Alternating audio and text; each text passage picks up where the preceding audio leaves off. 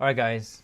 So today we're going to talk about, does learning languages make it easier to learn new languages, right? Because some people say that if you learn, the more languages you learn, like the easier it is to learn new languages. And I feel like this is partially true, but it can sometimes get like overestimated. Like, because like some people say like it dramatically reduces the amount of time to learn another language, and that only applies under certain language families. So you know, if you were to learn languages within the same family, then yes, this statement would be actually true. Like learning more languages within Romance language families is going to make it way easier for you to learn new languages within that same family, right? So if you learn French, it'll be so much easier to learn Spanish, and it dramatically reduces time for Portuguese, and then like Italian would be like a joke, right? So yeah, I think within the same language family, like I do think that it gets dramatically easier to learn new languages in terms of like true reaching true near native like level of comprehension and fluency. But I think it does not really work as effectively with languages that are distant from your from your current set of languages. So even if you master Japanese to a high level or French to a high level, for you to learn a language outside of that family or like dramatically different than the family, like maybe learning like a Native American language or learning one of the Dravidian languages in India, like those languages are so different from even the current set that like it's still going to require so much time to learn, like so much time, it doesn't dramatically cut the time off. Like neurologically, there are some things that do transfer. I do think like pattern recognition ability transfers over to like new languages, even if they're like unrelated. You know what I mean? So I do think that in terms of you will learn the language a little bit faster than a monolingual language. Like, if you're to basically tackle, you know, Japanese and you only know maybe you're like a polyglot in like maybe like Romance languages, right?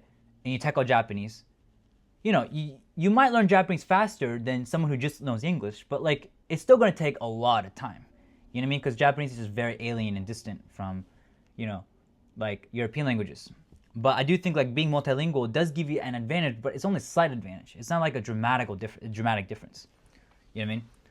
Like the only time when like learning new languages become dramatically easier is like only within like the certain same language family. Like for you to learn like within like regions. So if you're to learn like the Arabic dialects, it'll be easier to learn a new Arabic dialect if you already like mastered one, right?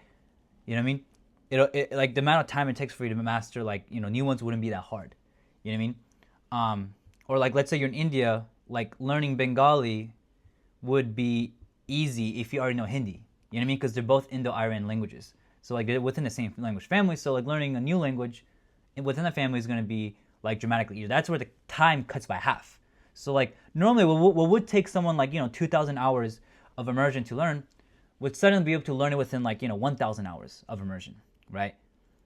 Like for me, like if I try to tackle like Portuguese or Spanish, you know what I mean? I already know English and Spanish. I already know English and French. So like if I tackle Portuguese and Spanish, like I'm gonna learn it like under 1,000 hours because like it's just like a ultimate hack, right?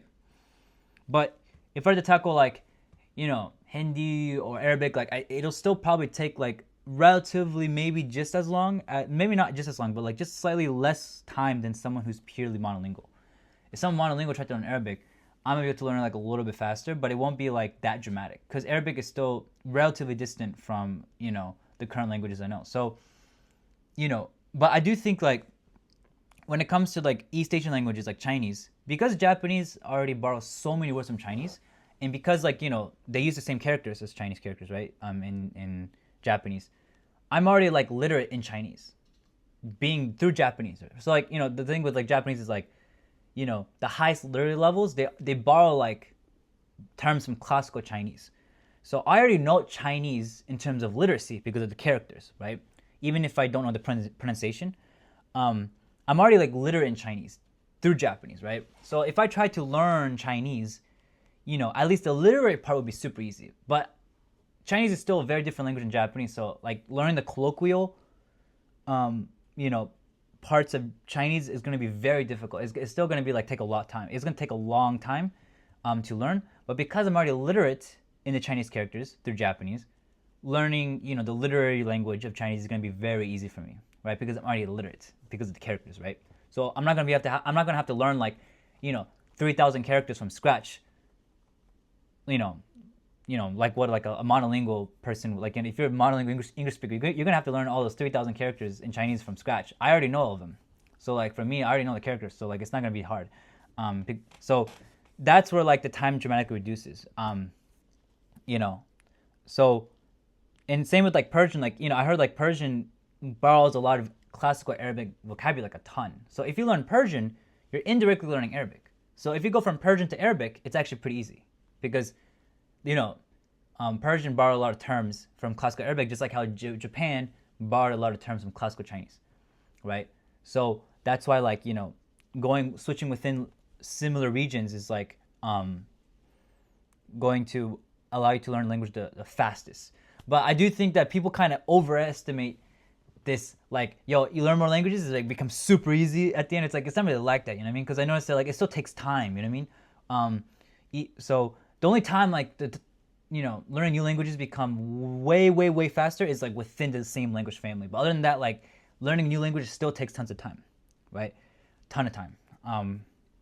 You know, like if you know, like, you know, for me at least, you know, the languages that I'm gonna learn like super fast, knowing Japanese and French would probably be like, you know, either Korean or like, you know, like the Romance languages. You know, those languages would be the fastest to learn. That basically have from my base. But, you know, that's the thing, guys. So, you know, but to truly achieve like near native level in more than 3 languages is like, you know, that's like a really large feat. You know what I mean? That's why polyglots typically stick within one language family, because it's like, you know, for them to learn Japanese would be the equivalent of learning like 5 Germanic languages for them, because it's like learning 5 Germanic languages is a lot easier to do than learning Japanese. You know what I mean? Because it's like, you know, especially if they're like a polyglot within the Western languages. That's why you see polyglots that master like 20 languages. You know what I mean? But they're all like Western languages. You know what I mean? Like you don't see them like kind of diverging to Indian languages or like, you know, like East Asian languages. Maybe they might know just Chinese and that's it. But like that's the thing. So, you know, that's the thing, guys. The reality with languages. So, you know, that's why like if you're learning a language that's radically different from English, like it's gonna still take time, even if you know a lot of languages already. You know, like going from English to Japanese and then to like, you know, Indian language, and then going all the way back to like a Native American language, like that's gonna be like the biggest linguistic leap ever. You know what I mean? Like that's gonna take so much time to do.